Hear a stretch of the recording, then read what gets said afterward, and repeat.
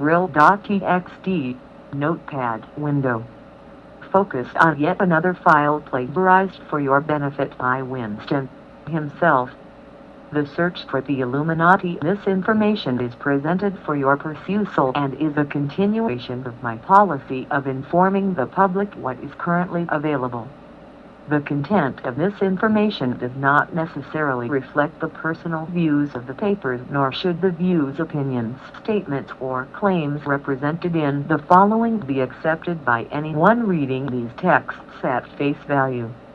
If this interests you, please endeavor to research it yourself and investigate it to your satisfaction. And as such, I will leave it in your hands to either prove it or debunk it. O.H.Kryll Part 1 Confidential. The Situation Report on our acquisition of advanced technology and interaction with alien cultures. January 1988 by O.H.Kryll. Abstract. Throughout the 40-year period when UFO have been actively observed in our civilization, a lot of data has been gathered, data which has often pointed to aspects of the phenomena that have been suppressed. As a result of the suppression and compartmentalization of the information, our culture has been fragmented into several levels of reality which both coexist and oppose each other. Part of our culture does not or will not believe in the existence of other species. Part of our culture acknowledges their existence or the probability of their existence. Part of our culture is actually interacting with the other species. These simultaneous realities contribute to the condition of extreme confusion in which we find ourselves. Research into UFOs follows a similar pattern. Some view the matter in a completely empirical perspective. Others search for patterns and functional relationships in events.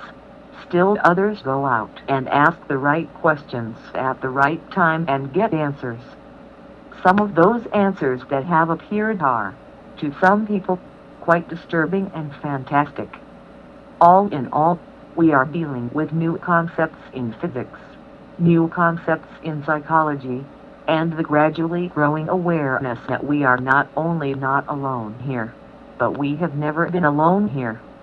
As if that were not enough, it turns out the factions of our society have known this, and apparently have been interacting with some of these alien species for quite a while. The bottom line is that all along, humanity has been led down a false path, a path that has been plagued by layer upon layer of conspiracies and disinformation. Technological knowledge and absolute power have been the motives on the human side. Survival has been the motive on the alien side, or at least as far as the predominant alien visitors are concerned. The intent of this paper is to bring much of the details regarding this into the open. You are not being asked to believe it, but to consider it in the light of what has happened, what is happening, and what may be developing right under our very noses.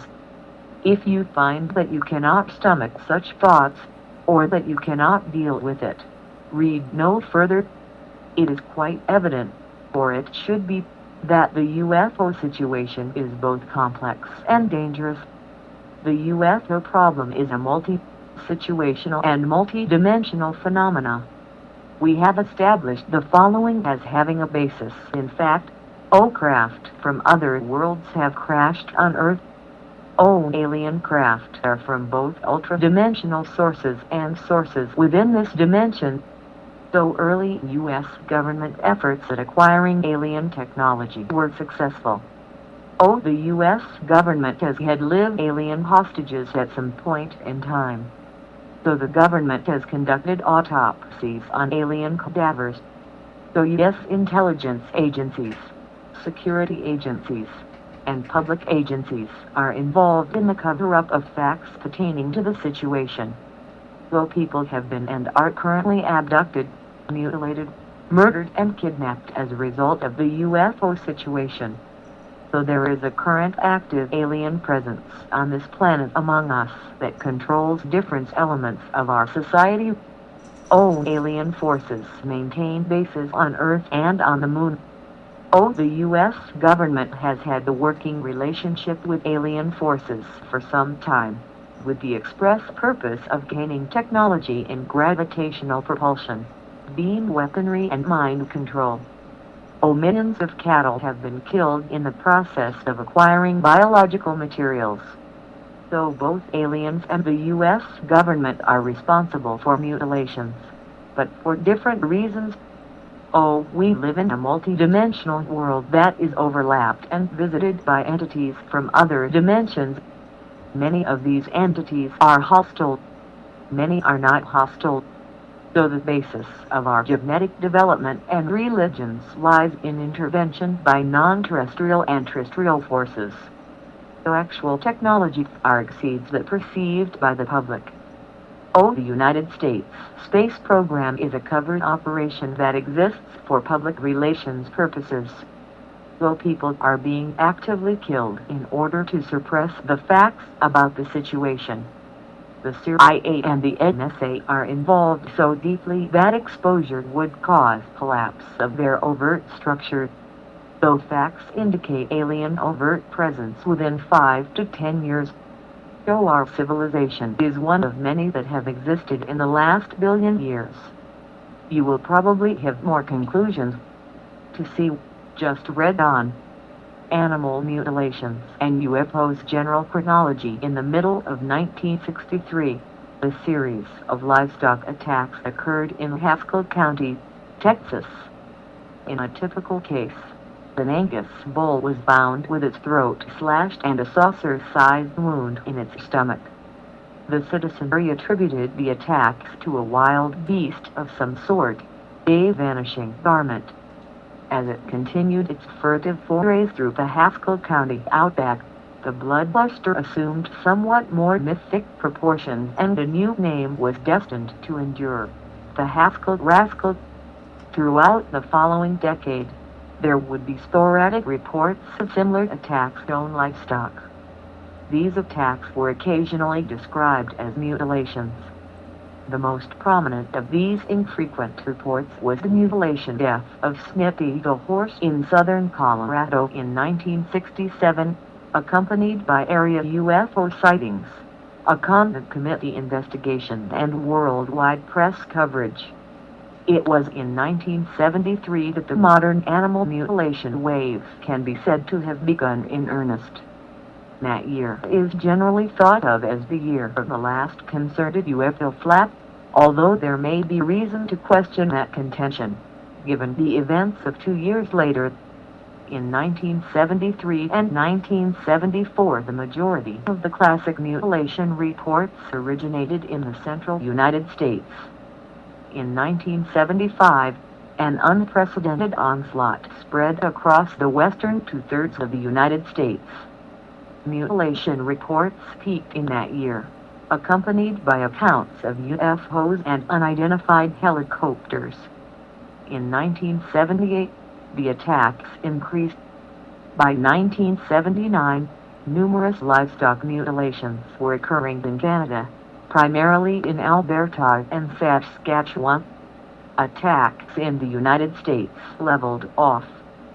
In 1980, there was an increase in activity in the United States.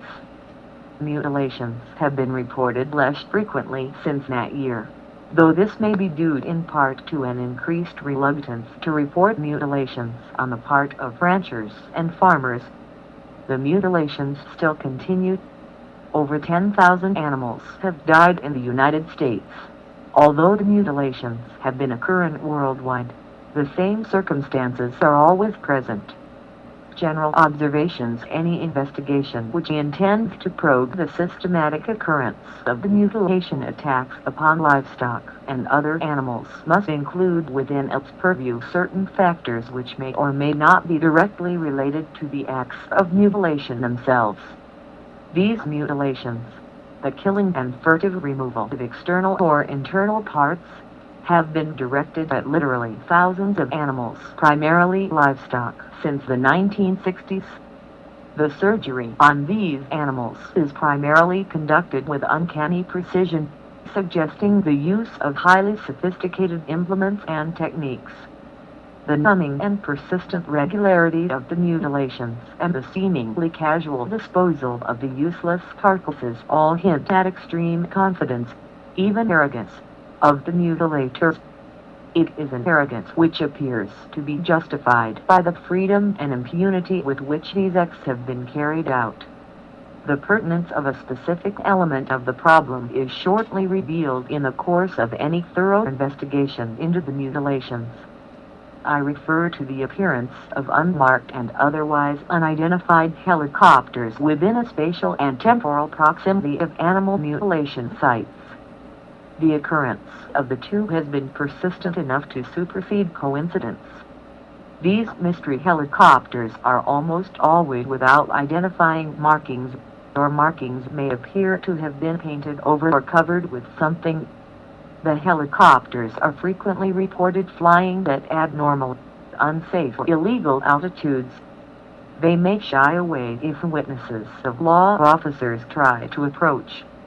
There are several accounts of aggressive behavior on the part of the helicopter occupants, with witnesses chased, buzzed, hovered over or even fired upon.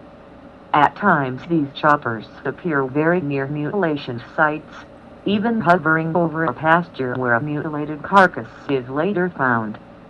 They may be observed shortly before or after mutilations occur, or within days of the mutilation.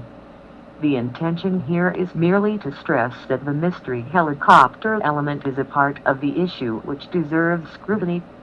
The idea of mystery helicopters did not develop concurrently with the animal mutilations themselves.